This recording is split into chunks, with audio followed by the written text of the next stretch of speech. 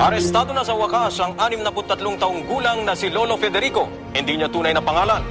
Matapos umanong gahasain ang 7 taong gulang niyang apo. Ayon sa pulisya, 4 na beses umanong ginahasa ng sospek ang biktima.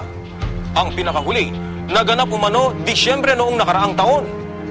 Tinawag daw ng sospek ang naglalarong apo na pumunta sa kusina at doon ginawa ang krimen. Sa medico legal, lumabas na positibong ginahasa ang bata. Nakita din daw ng tatay ng biktima ang pangyayari. Ang witness po yung tatay mismo.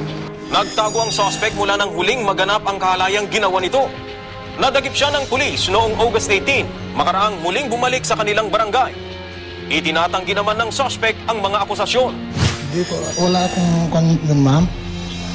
Hindi po.